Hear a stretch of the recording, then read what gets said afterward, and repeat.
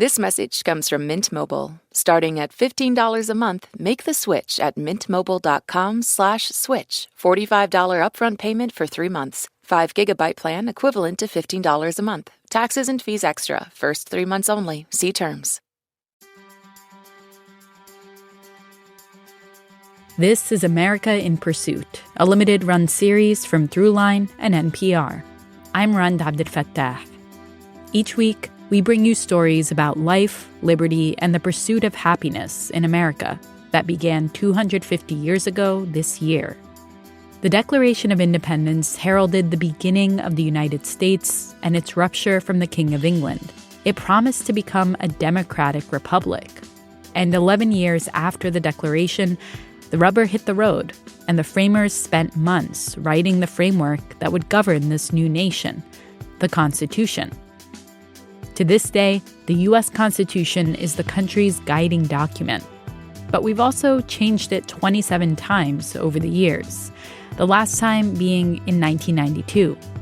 And those 27 amendments say a lot about how our country has evolved, who we say we are, and who we want to be. So today, Ramtin and I are going to take you back to the first edit to the Constitution, the First Amendment, the right to free speech. There is such a big gap in some ways between what the average American understands the First Amendment to say and to protect and what the law actually says. And in addition to that, the law is actually extremely confusing and changing every minute. The First Amendment remains one of our most cherished and confusing rights. We'll explore why that is and the story of how it all began after a quick break.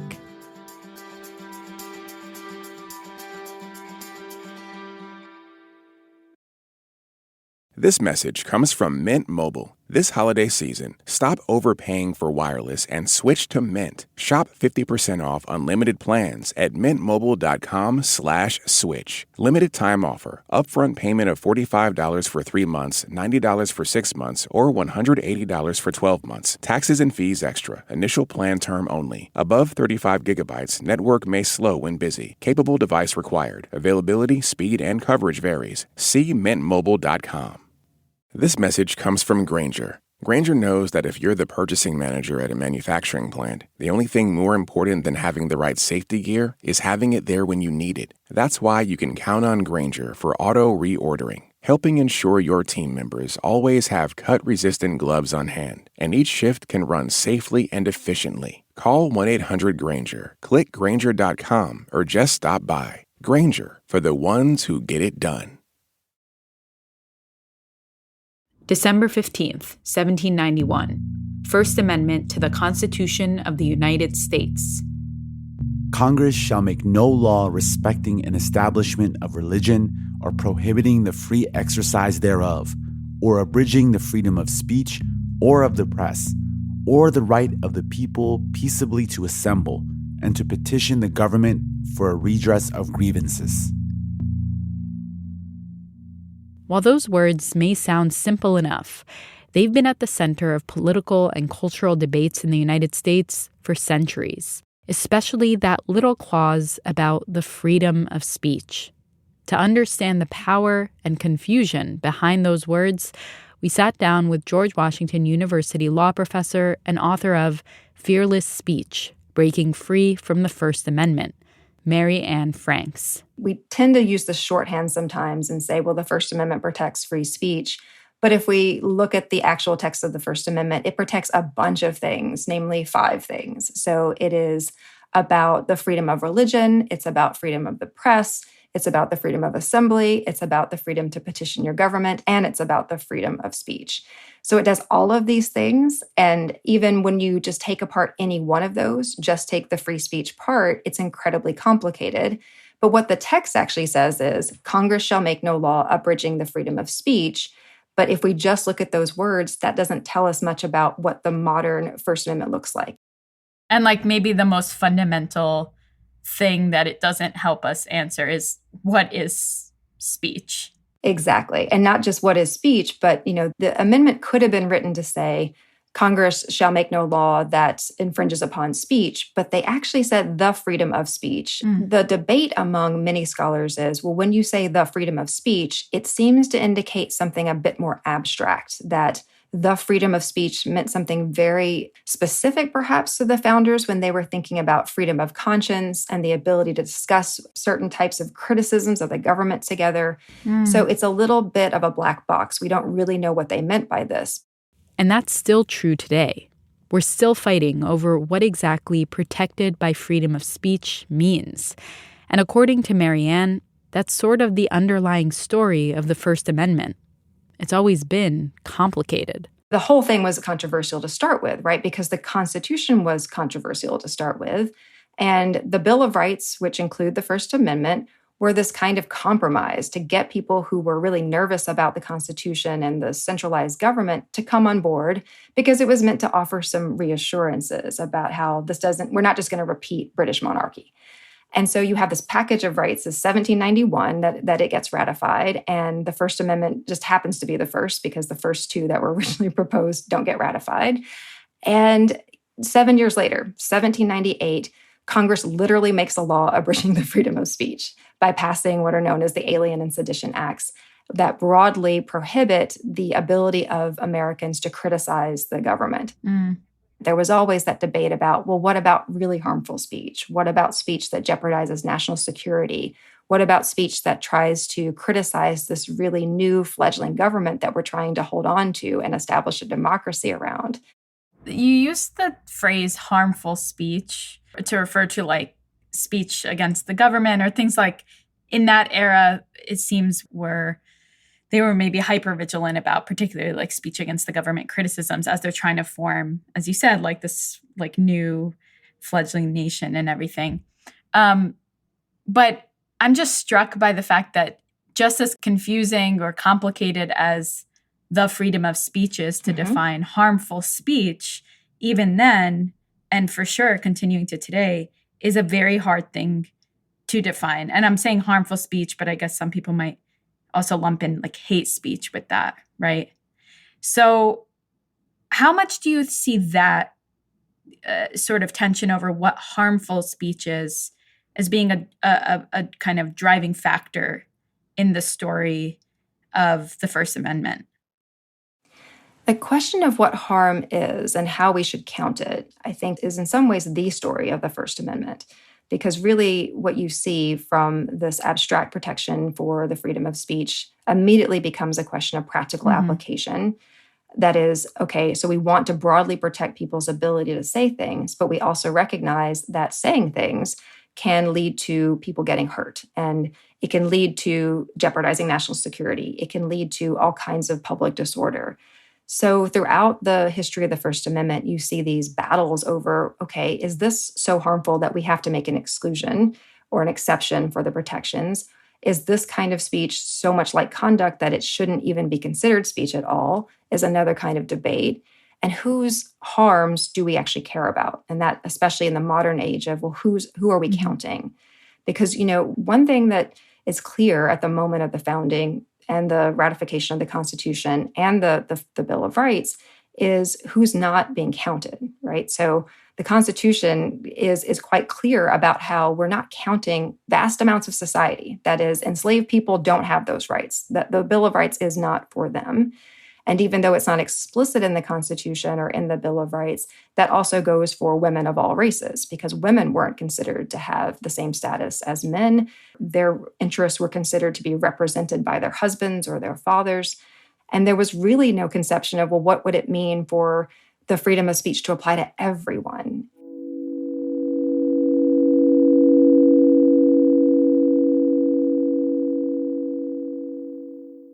That question of what it means when free speech applies to everyone, and what exactly the difference is between dangerous and not dangerous speech, has been the source of court case after court case since the adoption of the First Amendment.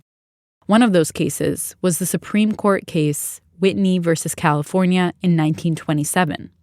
This case, which centered around Anita Whitney, a founding member of the Communist Party, set the precedent that free speech is not protected if it poses clear and imminent danger. And in so doing, it opened up a new line of inquiry. What's considered dangerous speech? Years later, in the late 1960s, that question was put to the test with the Supreme Court case Brandenburg versus Ohio. Clarence Brandenburg is a KKK leader. He is a KKK leader who calls up a reporter and says, you should come cover this rally that I'm going to be speaking at, and you should bring a cameraman, and you should film everything that happens at this rally.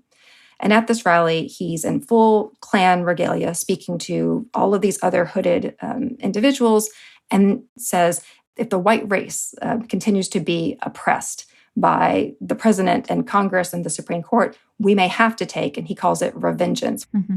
During that rally, they then burn a cross, and they're carrying weapons. They're using anti-Black, anti-Semitic slurs. It's pretty clear that it's meant to be threatening and intimidating. Mm. And the broadcast of this speech is not just played on local news, but it makes national news, so everybody really has the chance to hear it. He's convicted for this speech under the Ohio statute, and it goes up to the Supreme Court, and you get the opposite result. That is, his conviction is overturned because the court says, oh, we were wrong in Whitney. So what they give you in the Brandenburg case is a different test. No more clear and present danger, definitely no bad tendency. Now we have a test of imminent lawless action. And this is a really speech protective test, at least in one sense. It says you can't prohibit people's speech unless the speaker intended really to incite imminent lawless action. That is, pretty much has to happen immediately, and it has to be really likely that that lawlessness is going to happen. So it's a really, really narrow view of what you're allowed to prohibit under the First Amendment.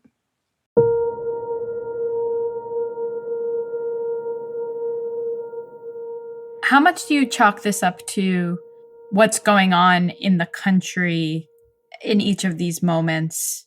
One happening, I guess, soon around the World War I era, right? And another happening at the tail end of the Civil Rights era. How much is it relating to what's going on in society more broadly at those times, in your opinion? And how much is it relating to also like who's actually making up the court at each of those moments? I think both of those things are very important to the way these cases come out. So you've got this interwar period in 1927 where people are just nervous about communists, right? They're nervous about the kind of social upheaval. They're nervous about change. And then by the time you get to the 1960s, you're at another point of upheaval, but it's going in the opposite direction, at least according to the speaker who's now at issue, who is trying to attack other people. And the court, says that it has a principled reason for doing so, but one kind of blunt way of looking at what happened here is that, well, the court says no to feminism and racial equality and says yes to the KKK. And that has to be partly due to what they're perceiving the value of the speech to be and perceiving the identification of the speakers and how much it matters and what the impact of the speech, how much of it matters. The KKK rally is at the heart of the Brandenburg test, which essentially protects speech unless it's likely to incite people to engage in imminent lawless action. And that's still the test we use today. When we think about what the Brandenburg test has done for free speech or the understanding of free speech, that it's not just the cases that actually come up. Because if you look at the history of the cases that go before the court that are trying to figure out what the First Amendment means and what its boundaries are, there are cases that come out in favor of radical speakers who are not trying to endanger other people, but are in fact arguing for the opposite. So you do get good rulings that protect civil rights activists, and you do get rulings that are protecting, in some cases, people who are advocating for workers' rights. You get some of that. But what you also get in the 70s, the 80s, and 90s, so as we're moving towards the internet age, increasingly what you get is more and more First Amendment protections being given to corporations, to really powerful industries. So the big cases that come out are also benefiting pornographers and the tobacco industry. And they're all making claims about free speech to say, look, our speech might be harmful, it might be offensive, it might be causing public disorder, but it's really important for that reason. And you have to accept those as the necessary costs of free speech. So what is the effect of violent misogynist speech on women? What is the effect of violent racist rhetoric on the people, on Jews and Black individuals who are usually the targets of those kinds of screeds, the KKK, the neo-Nazis, those kinds of those kinds of speech acts that are getting protected so in such a prominent way by these court cases. What does it mean in terms of who feels comfortable to speak? Because once again, if the court is reinforcing this idea that when you're a neo-Nazi who's making these anti-Semitic slurs, not only should you not be punished, but you, in fact, are a free speech hero of a sort, that doesn't just have legal power, that has social power. That is galvanizing. That is sort of saying to these groups, you are included and you should proceed with the speech as opposed to marginalize the speech. I could also see a world in which you read it as, yeah, that's protecting arguably potentially harmful speech, but it's also a protection for people on the left who maybe would have been silenced, like Whitney in the past. And so that's where I feel this getting complicated, because in a way, isn't it good? Isn't that ruling good to open up the boundaries of what the government is allowed to kind of regulate in terms of speech? It is extremely complicated. And this is why the politics around First Amendment doctrine are so incredibly confusing in a way, because for long periods of history, the modern First Amendment has been very much identified with leftist progressive causes. The civil libertarian movement, the ACLU and others, they're broadly considered to be on the kind of progressive side, and that they're pushing for more rights as opposed to trying to roll back.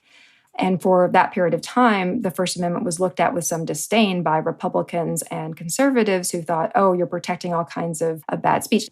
But then along the way, the 80s and the 90s, there's a kind of weird convergence. Suddenly the right decides that it does like the First Amendment after all, partly because it realizes that it's a really powerful tool for corporations to say, well, powerful money-making enterprises can also use the First Amendment not only to defend their profits, but also to defend excluding people. And as we've seen the far right become much more open in our own time about who they want to exclude, now they're much more sympathetic to the view, the kind of Brandenburgian view that is not just an abstract principle of protecting harmful speech, but it's quite clear that they like the result. And the result is often going to be the intimidation of racial minorities, sexual minorities, and they're using that. And that makes a lot of progressives uncomfortable, but it also brings most of them to say, well, that is just sort of how we have to roll, that if you want to protect civil rights activists, you also have to protect the KKK. The question, though, is, well, why are those two things just two sides of the same coin? If part of what your speech is to fundamentally deny that certain people deserve rights, then you are not engaging in speech that is compatible with democracy. Forget about offensiveness or any of the rest. That's just incompatible with the values we profess to have. And ahead of this interview, I was looking up, a CNN commentator on air said to a Republican commentator that white men like you are the greatest terrorist threat in this country. And what it made me think was, I don't think a lot of people would identify that as hate speech, but if they had said, like, substitute another race or another identity group in that and called them the biggest terrorist threat in this country. Or if someone had called me and said, Iranian men or Muslim men, like, you're the biggest terrorist in this country, I think a lot of people would agree that that was like kind of close to inciting some kind of hate speech. What it makes me think is, in this divided country, politically divided country we live in, how we define hate speech often comes from whatever ideological point of view we're coming from. And so it's getting really difficult, I think, for many people. And I think I'm conveying the view of a lot of people in the public that are kind of like, what does this even mean? Why does the First Amendment even apply if we're just applying it subjectively in this way?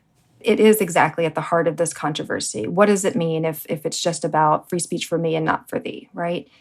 But I think there's a couple of questions to raise about that, which one is, the term hate speech, I think, is a particularly unhelpful term.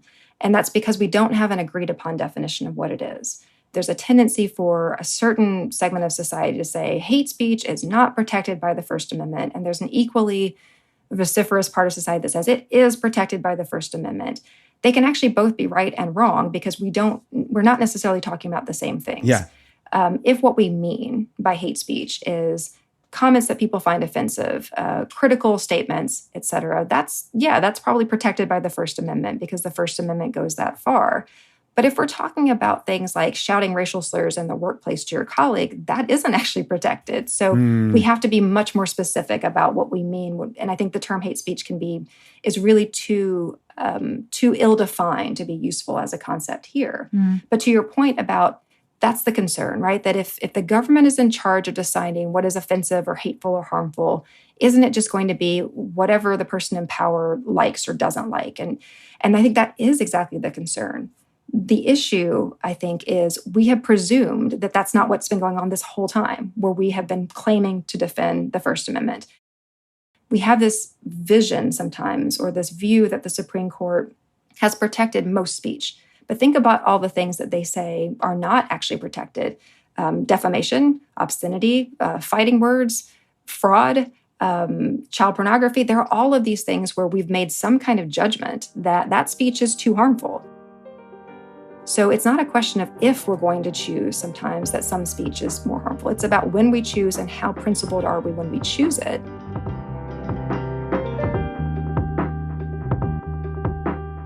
That's it for this week's episode of America in Pursuit from NPR and Throughline. If you want to hear the entire Throughline episode about how the First Amendment has been debated and reimagined at different moments in American history, check out Throughline's full-length episode called The Freedom of Speech. And make sure to join us next Tuesday when we start to look at the country's cracks and contradictions and how a new nation dreaming of life, liberty, and happiness also relied on slave labor to prop up its economic system. Perhaps the most revealing aspect of the way slave patrols functioned is that they were explicit in their design to empower the entire white population, not just with police power, but with the duty to police the comings and goings and movements of Black people. The story of how slave patrols reinforced the country's racial hierarchy and laid the foundation of modern policing. That's next week. Don't miss it. This episode was produced by Kiana Moradam and edited by Christina Kim with help from the Throughline production team. Music, as always, by Ramtin Arablouei and his band Drop Electric. Special thanks to Julie Kane, Irene Noguchi, Beth Donovan, Casey Miner, and Lindsay McKenna. We're your hosts, Rand Abdel Fattah and Ramtin Arablouei. Thank you for listening.